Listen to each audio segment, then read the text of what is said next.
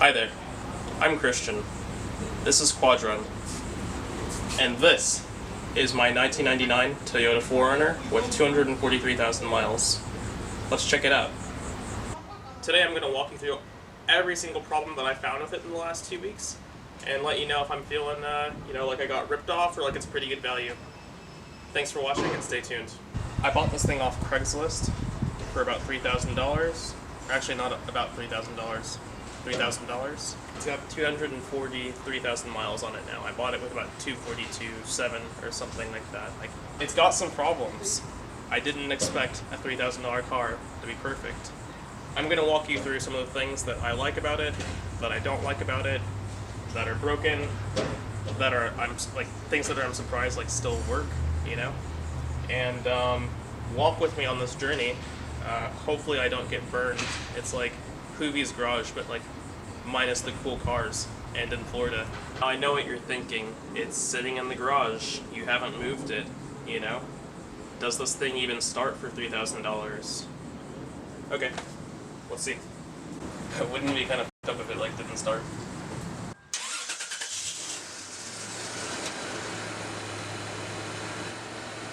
That's Toyota, baby. Truthfully, a 4Runner was not my first choice. I wasn't really looking for a truck. I bought this car as a daily driver, just to go 20 miles each way back and forth to my job. I felt like putting 20 miles each day on my kind of special edition Miata was a little bit sacrilegious, and with rising car values, putting miles on something like this that already has 243,000 miles on it just made a lot more sense. The other real big reason I ended up buying a 99 4Runner is because life is rough. It's too rough for a Miata. And I quite frankly work in a place where, people are not very nice to cars. And when I park out in public and people are on TikTok bouncing their booty in the seat, for likes, I'd rather them back into this than to my beloved Miata. Her name's Coco, the second girlfriend. The Miata, really great. Even though it's not fast, it just encourages you to move through traffic and just kind of be fast all the time. You always know you can pass somebody, you always know you can go around. But anyways, before this, as a daily driver, I actually wanted something more luxurious. I was looking for a W202 C-Class. I was also looking for a W203 C-Class.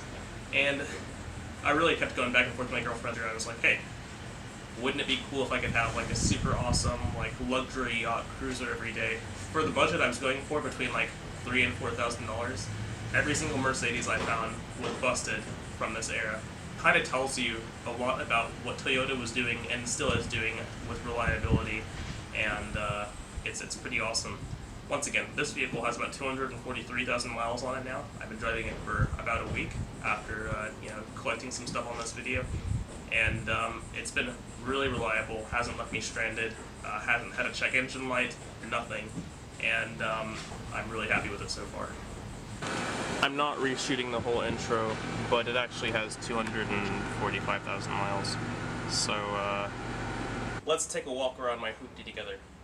This vehicle is pretty much the opposite of my Miata in almost every way possible. It's very boxy, it rides like a pickup truck, but that's kind of where its charm lies. It's very rugged, kind of like a old Land Rover vibe, maybe even an old Bronco or a K5 vibe, and it's been really enjoyable. It has a weird old truck charm, so you can see the lug nut missing there. Paint is pretty rough. I plan on repainting this thing at some point in time, honestly. This is before the wash, so there's some sort of weird drip on there.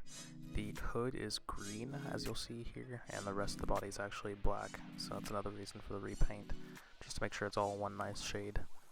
Would be pretty cool. Trim panel's missing right there. So many modern vehicles are so intimidating looking, and this one just looks very friendly. It's got very soft lines, very bubbly almost. Looks like somebody hit something, and so the quarter panel is kind of bent in right there, and the below headlight trim is missing. We already ordered those. They got those coming in. The previous owner told me that he was running 5W30 in this thing, and it just got an oil change, but I figured it should probably be running 10W30. So instead of just dumping out all that brand new oil, I just went ahead and ordered and added some Lucas oil additive, and doesn't have any super noticeable tick, and pretty normal oil leak, just like a minor drip that happens like once every time you use it. It'll like drip like one drip on the ground. Definitely needs rotors, as you can see right here. Trim panel is missing on the other side, but no damage on that quarter panel, which is good. No rust under the body. Suspension looks fully intact, no rust on the bolts. Under the hood, kind of dirty, but no major oil leaks or anything that's super concerning. This grill is hella broken, so we'll have to secure that at some point, but you don't know unless you like tug on it.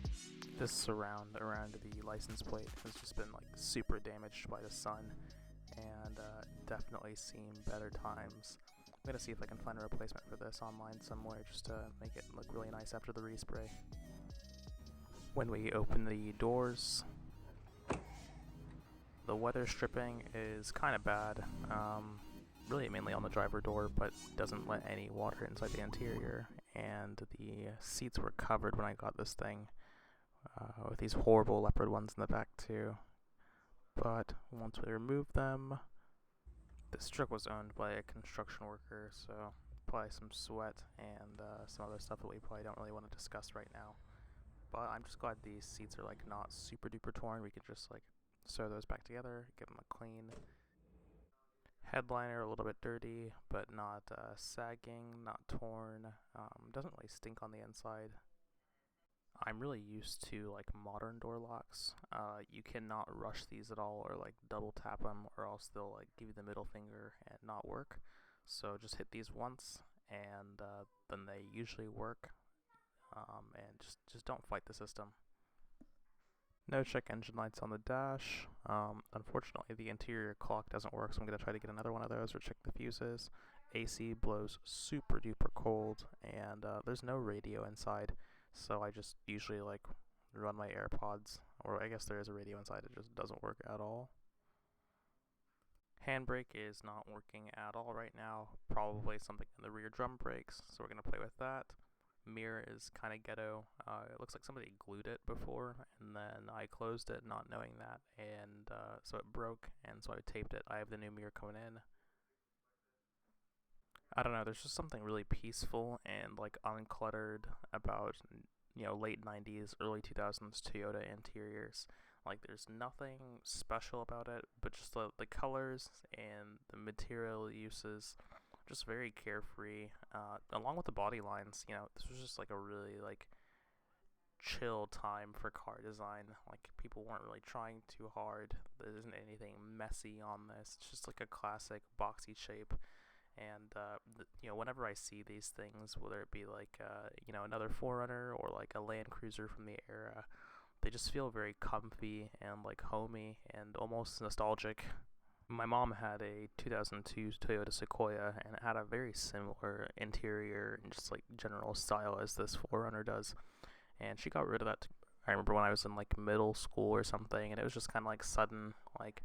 And I think a part of me always sort of like missed that, just the big, tall ride, just kind of like a rugged appearance, like a little bit sporty, and it just feels like home. And every time I drive it, it doesn't really accelerate.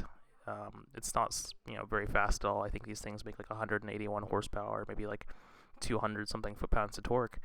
But the way it advances is just very, very peaceful, and like you're not really worried about other people around you like passing you, or like people behind you like possibly running into you.